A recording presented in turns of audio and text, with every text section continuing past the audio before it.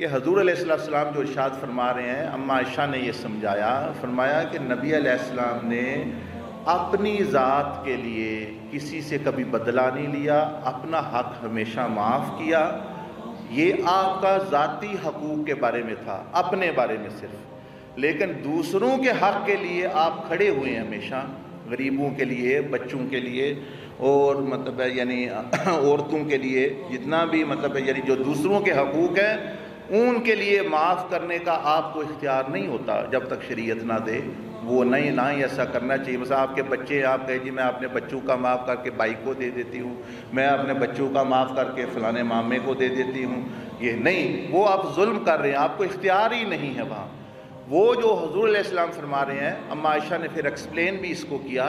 وہ یہ ہے کہ ذاتی معاملات میں لوگوں کو معاف کر دیا کریں آپ کے۔ تو اما عائشہ صدیقہ رضی اللہ عنہا نے فرمایا کہ حضور علیہ السلام سے جس نے ذاتی طور پر کبھی کوئی حق ہمارا کبھی نقصان دیا، آپ نے ہمیشہ کسی کے بدلہ نہیں لیا، لیکن دوسروں کے حقوق کے لیے آپ سب سے زیادہ مضبوط، سب سے زیادہ کھڑے ہونے والے تھے، چاہے وہ عورتیں ہوں، چاہے وہ بچے ہوں۔ مثال کے طور پر حضور علیہ السلام پر ایک یہودی نے جادو کر دیا، لبیدہ کوشش کی اس نے، جادو کیا کرنا تھا کیا وغیرہ، لبید بن عاصم اس کا نام تھا،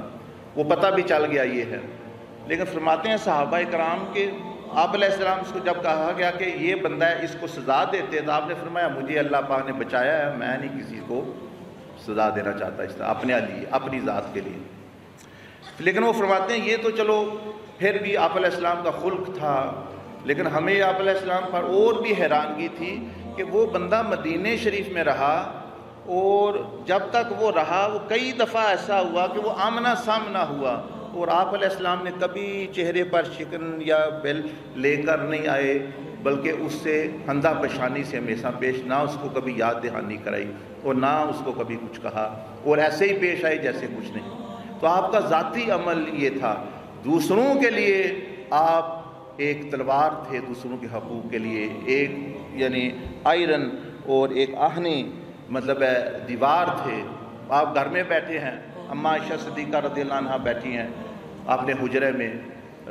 باہر سے ایک چیخ کی آواز آتی ہے، ایک بچی ہے 14-15 سال کی یہودن،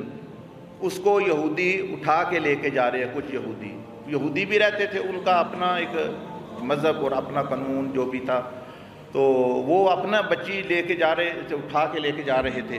تو گلی سے آواز آئی تھی۔ اب یہ ہے وہ ان کا اپنا مذہب ہے، اپنا کر رہے ہیں، وہ اپنا مشرکین کا اپنا ہے، لیکن نبی علیہ اما عائشہ فرماتی ہے کہ نبی علیہ السلام اتنی جلدی سے اٹھے کہ آپ کی چادر بھی نیچے گر پڑی، آپ کی چادر مبارک آپ نے گلے پر لی تھی، قمیص نہیں تھی تو چادر بھی نیچے، آپ فوراً گلی میں گئے تو فرمایا کہ یہ کیا کر رہے، اس کو چھوڑ دو۔ انہوں نے کہا جی یہ آپ کا معاملہ نہیں ہے، یہ مسلمانوں کا معاملہ نہیں ہے، یہ ہمارا یہودیوں کا ہے، آپس میں ہم جو چاہیں کریں۔ اب صحابہ کرام رضوان اللہ علیہم اجمعین وہ بھی کھڑے سن رہے ہیں، دیکھ رہے ہیں، لیکن وہ کوئی ہل نہیں رہا کہ بھئی آپ علیہ السلام کی نافرمانی نہ ہو جائے۔ آپ نے فرمایا دیکھو میں وہ بچی چیخ رہی ہے مجھے چھوڑ، مجھے نہ لے کے جاؤ، میرے ساتھ زیادتی کر رہے ہو۔ آپ علیہ السلام نے فرمایا چھوڑ دو، اگر تم ایک قدم آگے بڑھے تو میں یہی سمجھوں گا تم فاطمہ بنت محمد کو لے کے جا رہے ہو۔ اب صحابہ کرام نے تلواریں نکالنی ہوا تو بھئی آپ اگر یہ قدم بڑھے آگے تو وہ انہوں نے اس کو چھوڑ دیا، اور آپ خود بنفس نفیس اس بچی کو اس کے گھر چھوڑ کے آئے، یہودیوں کے گھر میں۔ تو مطلب یہ بات کرنے کا کہ وہ جو آپ سمجھیں اچھا آپ کا جذبہ اچھا ہے، لیکن وہ اپنی ذات کا جو آپ کے ہیں اختیار میں حقوق وغیرہ، وہ بھی شریعت نے یہ کہا ہے کہ تم اب انصاف لو، عدل کرو، اپنا بدلہ لو، اگر معاف کر دو تو بہتر ہے۔ یعنی یہ نہیں کہا کمپلسری نہیں لگائی کسی پر کہ آپ اپنے حقوق بھی معاف کر دیا کریں، آپ اپنا حق نہ لیں، یہ نہیں کہا، یہ کہا ہے کہ بہتر ہے کر دو اپنا ذاتی حق، لیکن دوسروں کے حقوق کے لیے کھڑے ہونا چاہیے یا پھر ان کی اجازت کے ساتھ معاف ہو سکتے ہیں، یہ بات ہے۔